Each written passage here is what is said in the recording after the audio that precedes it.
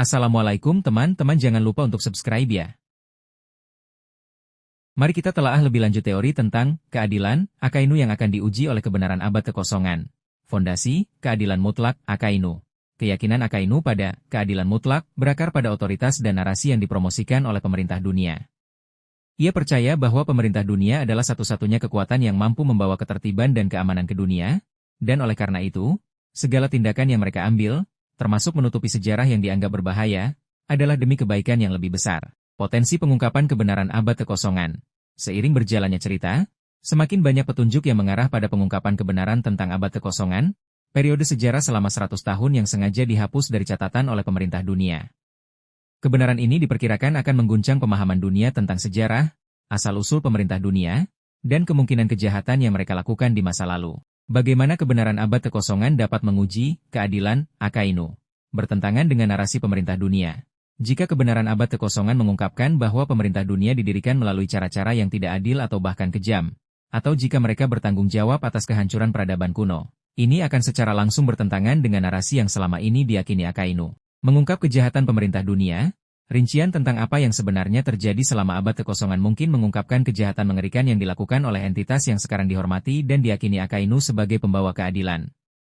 Ini akan memaksa Akainu untuk mempertanyakan moralitas dan legitimasi otoritas yang selama ini ia layani dengan setia. Menyebabkan krisis keyakinan. Jika fondasi, keadilan mutlak, Akainu ternyata didasarkan pada kebohongan dan manipulasi sejarah, ia mungkin akan mengalami krisis keyakinan yang mendalam. Seluruh pandangan dunianya dan alasan tindakannya selama ini akan dipertanyakan. Kemungkinan reaksi Akainu. Ada beberapa cara Akainu mungkin bereaksi terhadap pengungkapan kebenaran abad kekosongan. Penolakan dan penguatan pendirian. Akainu mungkin menolak kebenaran tersebut dan menggandakan keyakinannya pada pemerintah dunia, melihat pengungkapan itu sebagai propaganda atau ancaman terhadap stabilitas dunia. Ia mungkin menjadi lebih radikal dalam menegakkan keadilan mutlak versinya. Keraguan dan konflik internal. Akainu mungkin mulai meragukan keyakinannya dan mengalami konflik internal yang hebat. Ia akan bergulat dengan informasi baru yang bertentangan dengan semua yang ia yakini selama ini. Ini bisa membuatnya menjadi karakter yang lebih kompleks dan mungkin membuka jalan bagi perubahan di masa depan. Pemberontakan atau perubahan aliansi. Dalam skenario yang ekstrim, jika kebenaran abad kekosongan sangat mengerikan, Akainu mungkin merasa dikhianati oleh pemerintah dunia dan bahkan berbalik melawan mereka. Meskipun ini tampaknya tidak sesuai dengan karakternya saat ini. Tetap buta dan fanatik. Kemungkinan lain adalah bahwa Akainu akan tetap teguh pada keyakinannya, menolak untuk menerima kebenaran apapun yang bertentangan dengan ideologinya, dan terus menjalankan keadilan mutlak dengan fanatisme yang lebih besar. Implikasi naratif.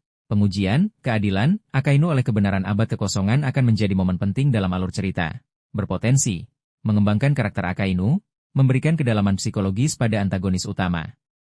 Mengguncang tatanan dunia, mempercepat keruntuhan pemerintah dunia jika bahkan para loyalisnya mulai meragukan mereka.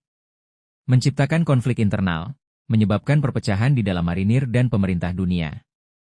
Mempengaruhi akhir cerita, memainkan peran penting dalam konfrontasi terakhir dan pembentukan tatanan dunia yang baru. Teori ini menjanjikan perkembangan karakter yang signifikan bagi Akainu dan memainkan peran kunci dalam mengungkap misteri terbesar dalam One Piece.